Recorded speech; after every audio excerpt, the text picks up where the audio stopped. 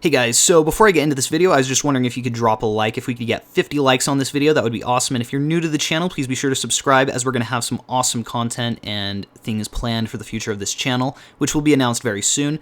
But anyways, I'm just going to get right into it. So yesterday, Jeff Eleanor, the game director over at WB Games Montreal, tweeted out a selfie with a Batman logo behind him. Now, this Batman logo was not the Arkham logo, and neither was it necessarily the Batman Beyond logo, though it does bear similarity to it. It looks honestly a lot like the Arkham Knight version of the Batman Beyond logo on that skin. So a lot of people have started speculating that this is a tease that WB Games Montreal's next game is in fact going to be Batman Beyond. Now, I'm personally very skeptical about this. I think that they're going to take the safest route, which would be an Arkham Origin sequel, and it's still what I prefer, and I'll explain why in a minute in the video.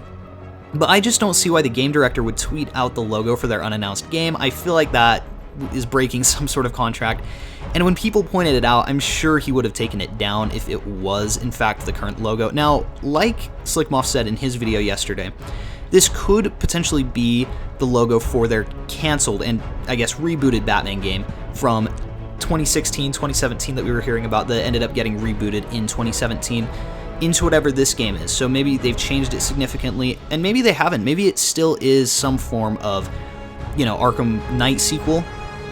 But my point is, I don't know that they're going to go a Batman Beyond route just yet. A lot of people clearly do want it to be Batman Beyond. There's been some polls and stuff, and that's actually a really popular request. People really want to see a form of Arkham game in Batman Beyond, and I think that that's a great idea. I think that they should absolutely do that, but I don't think that we're quite there yet. First of all, Arkham Origin sequels, you know, as you know, uninteresting as they might seem, I think that they're gonna play a pretty significant role. For example, I don't think Damian Wayne's existence really matters unless we see more of Bruce's and Talia's interactions. I think that we sort of need to understand their characters, or else it's kind of meaningless to have Damian Wayne in the games whatsoever. So I think that there's more ground to cover there, and it would be a mistake to not do more Origin sequels, if I'm being 100% honest.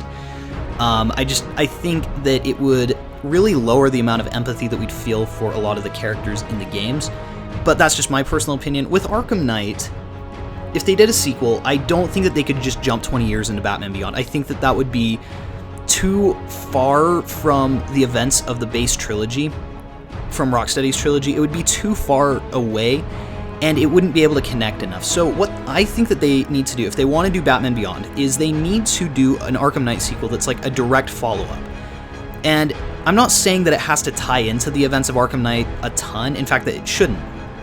Any Batman game that comes out from this point forward, whether it's an Origin sequel or a Knight sequel, in my opinion should be some form of soft reboot. And what I mean by that is that they sort of switch up the formula. It's not necessarily all in one night, it's not necessarily Deserted City, the Joker isn't going to be the main villain every single time. They can switch things up while still keeping it in the same universe and make it still feel fresh.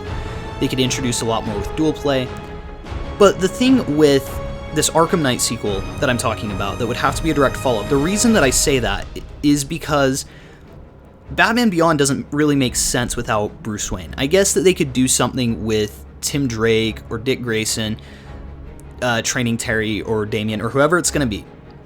But the problem is that Bruce is such a pivotal part of that story, and he's kind of, in a lot of ways, he's still the main character of Batman Beyond, just because it's him looking back on his past mistakes and trying to keep Terry from making the same ones. And so I feel like it would be a mistake to not bring Bruce Wayne back. And the way that they could do that, I've sort of already talked about this in another video, but they could do the No Man's Land story arc where a huge natural disaster strikes Gotham and Bruce kind of has to come back, and people sort of just look at him as an urban legend at first because they don't know if he's really back or not.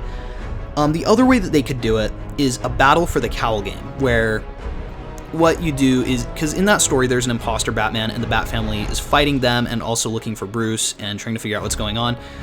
And so this imposter Batman, they could say, was just the Batman at the end of Arkham Knight, and the, you know, 100% ending, that Batman you see. They could just say that that's the imposter Batman who's using fear gas on people. Bruce has to come back at some point, and then you can jump forward into Batman Beyond. I just don't feel like a premature jump in like 20 years into the future is a good idea. Now, again, these are just suggestions, and they obviously are just going to do whatever they want, but I still don't feel like that's necessarily the route that they should take yet. I think that Arkham Origins sequels are the best route for the time being because it's what a lot of people do want to see in these games. And really, when you think about it, a lot of the complaints that people have had so far would be absolved. Especially like the fact that we don't really get to see Batman interact with his allies very much in the games.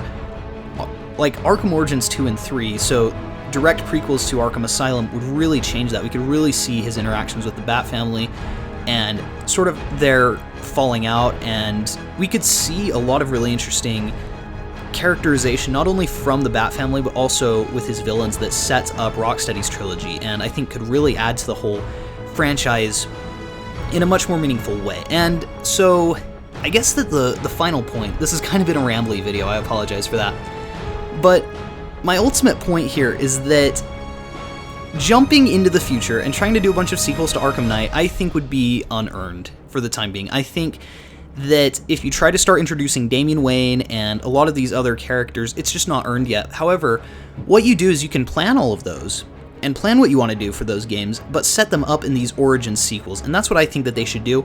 Let me know what you guys think in the comments section below, and again, please be sure to like and subscribe if you enjoyed the video, and we'll see you guys in the next one.